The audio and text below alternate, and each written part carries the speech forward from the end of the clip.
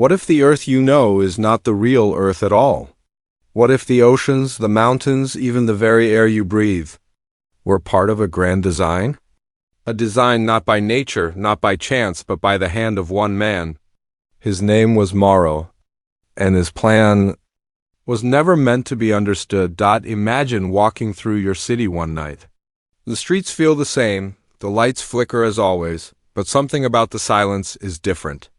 The sound of the wind seems heavier, as though carrying secrets. You look up at the sky and the stars don't seem right. They're too sharp, too carefully placed, as if arranged by someone who wanted you to believe in a lie. This is how the story of Alien Earth begins, with doubt, with the smallest crack in reality. Alien Earth is not just a name. It is the hidden truth behind our world. A version of Earth designed to appear familiar, yet altered in ways we are not meant to notice. Some whisper it is a mirror dimension, some call it a manipulated simulation, and others believe it is the final stage of human evolution. But no matter what theory you hold on to, one name returns again and again: Morrow. He is the ghost at the center of this enigma. He is the mind who dared to change Earth into something unrecognizable, and yet left it looking the same. For most people, life has always been routine. They go to work, they eat, they sleep, they repeat. But when you look closely, small inconsistencies begin to show. The same news repeated across different channels. Patterns in weather that don't add up. Cities designed with impossible symmetry. Even the sense that people you pass on the street are repeating gestures as if part of a script. These are not coincidences. These are clues, faint fingerprints of the hand that resculpted our world. Morrow's plan began in whispers. The earliest records suggest he was once a scientist, brilliant but troubled, who claimed that Earth was failing faster than anyone realized. Climate, resources, wars, he believed they were symptoms of a deeper sickness, one no government dared to name. His solution was radical, not to repair Earth, but to rebuild it, piece by piece, layer by layer, to design a new version of reality that looked the same but operated under a different set of rules. A controlled reality, a safer reality. An alien Earth. The first signs of this shift were invisible. Satellites recorded gaps in atmospheric data, energy fields where none should exist. Reports surfaced of forests where trees grew in exact formation, aligned like soldiers. And then there were the disappearances, entire towns wiped from maps, as though they had never existed. Survivors spoke of waking up in cities that looked familiar but weren't quite the same, where neighbors had different names, where streets bent in impossible ways. And always in the background of these strange reports was the name Morrow. Was Morrow a genius saving humanity or a tyrant rewriting it? That's the heart of the mystery. The legend says he discovered a hidden framework inside the Earth itself, a lattice of energy left behind by something not of this world. Alien technology buried in the planet long before humans arrived. While others ignored it, Morrow studied it, and eventually he learned to bend it. This was the seed of Alien Earth, a fusion of human ambition and alien architecture. The moment he tapped into it, the world began to change. Quietly at first, and faster. The unsettling part is that most people never noticed. They lived their lives as if nothing had happened. To them, nothing was wrong. But for those who could see the patterns, the repeated days, the mirrored skylines, the impossible geometry hidden in plain sight, it became clear that Earth was no longer the Earth we knew. It was something else, something designed. And at the center of it all, Morrow remained silent. He vanished from public records, erased himself from history, leaving behind only fragments of his vision. The enigma of Alien Earth is not about whether it exists. It is about whether we can even recognize it. If your memories, your surroundings, your very sense of reality could be altered without your knowledge, how would you know what is real? That is the prison Morrow created. Not a cage of metal and bars, but a cage of familiarity, where everything looks the same. Until you dare to look deeper. And so the question becomes unavoidable. Did Morrow save us from destruction, or trap us in a design we cannot escape? Was Alien Earth humanity's salvation, or its surrender? Asterisk before the legend, before the whispers of Alien Earth, Morrow was just a man. A man born not into greatness, but into shadows. He grew up far from the cities, in a place where the night sky was so dark you could see every star. It is said this was where his obsession began, staring at those stars, asking why they felt too perfect, too arranged. While other children played, Morrow kept notes, sketching patterns, connecting constellations, searching for the hidden structure of the universe. As a young man, Morrow stepped into the world of science, and from the beginning he was different. While his colleagues studied small questions, Morrow hunted the big ones. Why does reality feel so fragile? Why do humans cling to the idea that Earth is natural when everything about it suggests design? These questions made him dangerous. Universities admired his brilliance, but they feared his conclusions. Soon, his research was buried, locked away in archives where no one would read them again. But Morrow was not a man who accepted silence. He turned to places where no rules could bind him. Secret labs, abandoned observatories, hidden underground facilities rumored to belong to no nation. There, Morrow built machines that hummed with alien resonance. He collected fragments of meteors, shards of unknown metals, pieces of something not from Earth. Witnesses claim he found ways to speak to the data hidden inside these objects, codes that revealed a framework beneath the world we see. While others dismissed it as madness, Morrow began to piece together a blueprint. Not for a machine, not for a weapon, but for a new version of Earth itself. And yet genius never lives without enemies. Governments called him a radical. Corporations called him a threat. The media called him insane. But each attack only sharpened him. Each rejection pushed him further into the unknown. While they built walls around him, Morrow built his plan. In silence, in shadows, away from the eyes of those who feared what he might discover, what made Morrow rise above others was not just knowledge, but conviction. He saw the cracks of our world long before the rest of us. He predicted resource collapse, political wars, the steady decay of climate. And in his writings, one phrase returns again and again: Earth is not broken. It is incomplete. He believed the world was never finished, that it was waiting for someone to activate the code beneath it. To him, humanity was not doomed. It was unfinished. This belief gave birth to what many now call the Morrow Protocol. It was not a document. It was not a speech. It was a movement hidden inside whispers, a network of followers who believed Morrow held the key to survival. They spread his theories in secret forums, encrypted channels, spoken only in fragments like riddles. They believed he was not just a scientist, but a prophet, the one who would guide humanity into the next Earth. Then came the event that marked his true rise. One night, entire grids of satellites went offline. Not destroyed, not broken, but reprogrammed. They began transmitting patterns, repeating signals that formed strange geometries when mapped on global charts.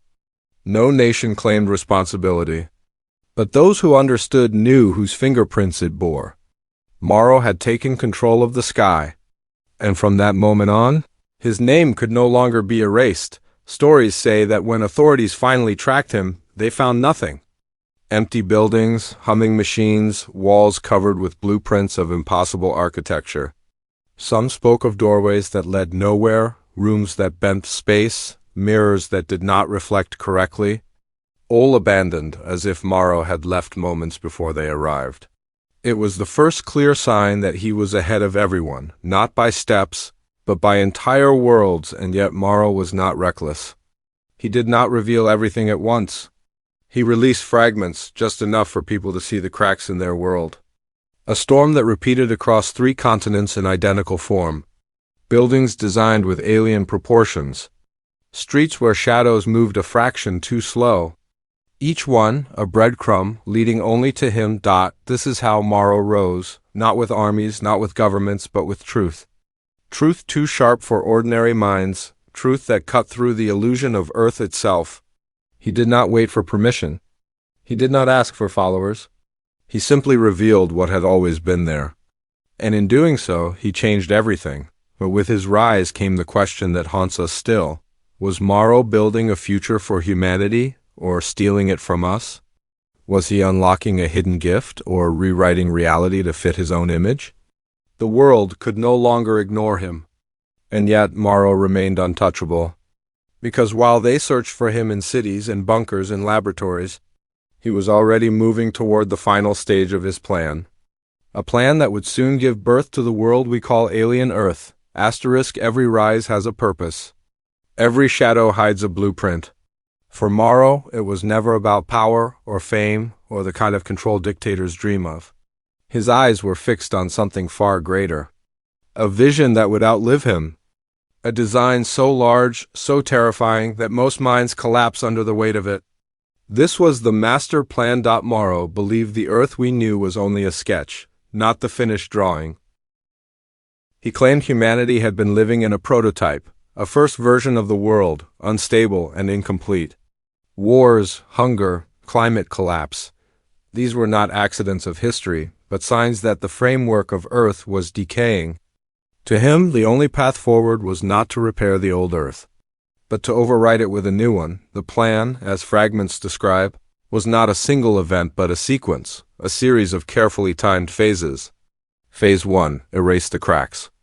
This meant rewriting reality where it was weakest. Entire towns disappearing. Maps redrawn overnight. People waking up in homes that felt familiar but slightly different. No one could prove what had changed, because to them it had always been that way. Morrow's first act was to alter the background of the world so subtly most never noticed. Phase 2. Anchor the design. Using satellites, power grids, and deep Earth resonators, Morrow locked his framework into place. The very energy of the planet was bent toward his blueprint. Strange vibrations were reported under cities. Compasses spun without reason. Animals fled forests that looked the same but were not. The design of Alien Earth was not just physical, it was energetic. Woven into the code of the planet itself. Phase 3. Merge the alien lattice. This was the most dangerous step, and the one that gave the project its name. Morrow believed Earth was already host to an alien skeleton, an invisible network left behind millions of years ago, buried under mountains, oceans, and deserts. By aligning his design with this lattice, he fused human reality with alien structure.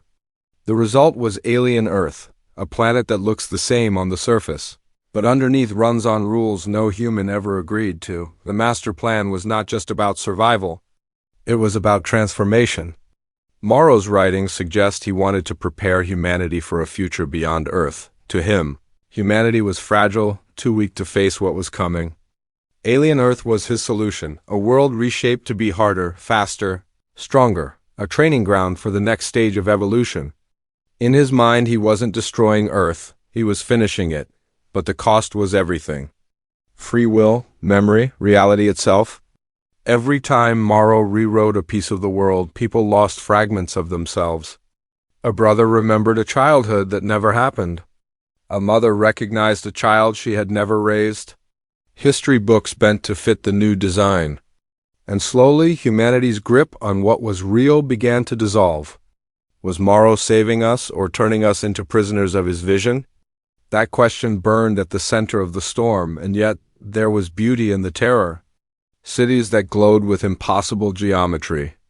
Skies painted with alien constellations. Structures that bent gravity like ripples on water. People reported glimpses of entire landscapes that vanished when they blinked. It was as if Morrow had unlocked a hidden layer of reality, a second skin beneath the Earth we thought we knew. For some, this was proof of his genius. For others, proof of his madness. The most haunting part of the master plan was its endgame. Rumors speak of Phase 4, the Great Shift, a moment where Earth itself would no longer be distinguishable from its alien twin, where every river, every city, every human mind would be absorbed into the new design. It would not be an apocalypse of fire and ruin, but of silence, the quiet rewriting of everything we are into something we may no longer recognize. Morrow never explained how this final step would happen. Perhaps he didn't live to complete it. Or perhaps it has already begun so slowly that we cannot tell. Each déjà vu, each glitch in memory, each dream that feels more real than waking life, Are these fragments of the shift, pieces of a new world sliding into place? What makes the master plan terrifying is not that it failed. It is that it might be working exactly as Morrow intended. We go to work. We sleep. We live our lives unaware that the foundation beneath us may no longer be Earth, but something else. Something alien. Something designed. And if Morrow was right, then the final truth is not whether alien Earth exists, but whether we are already living in it.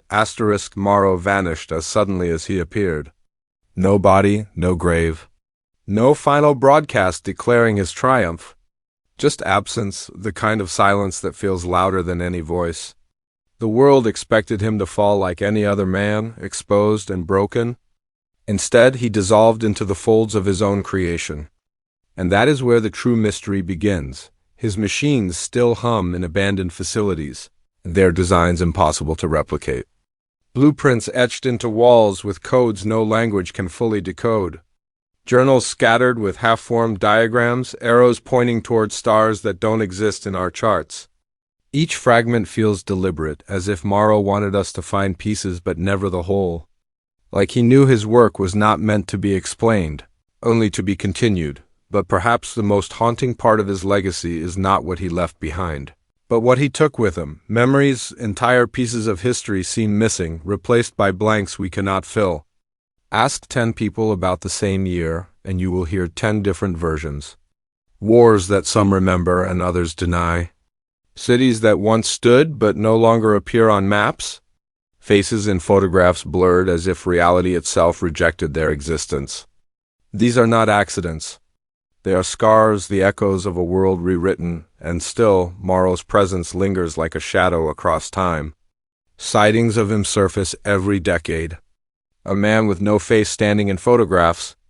A voice in encrypted broadcasts repeating the same phrase. The shift is not done. Some claim to have seen him walking through crowds, unchanged by age, his eyes scanning like someone watching over his creation. Is he alive, hidden in plain sight, or has alien Earth preserved him in ways we cannot comprehend? The mystery deepens when you look at our world today. Every year more patterns emerge. Weather cycles that repeat with eerie precision. Skies where stars flicker as though they are recalibrating. Cities designed with symmetry too perfect for coincidence. And the strangest phenomenon of all, the sense many of us share that something is off. The déjà vu that chills your spine. The dream that bleeds into morning as if it were real. The quiet knowledge that maybe, just maybe, we have been living in alien Earth all along. If this is Morrow's legacy, it is not written in stone, but in us. In the way we question our memories. In the way we doubt the streets we walk. In the fear that the person beside us may not be the same tomorrow. Morrow's master plan was never about domination. It was about rewriting belief itself. And now, his greatest weapon is uncertainty, because here is the truth no one wants to face. If Morrow succeeded, then you cannot prove otherwise. If the world has been rewritten, if history has been adjusted, if your very memories have been rearranged, then you have no way to know. You trust the ground beneath your feet because it feels solid. But what if that solidity is only the latest version of a story being told to you? The final question is the one that keeps researchers awake.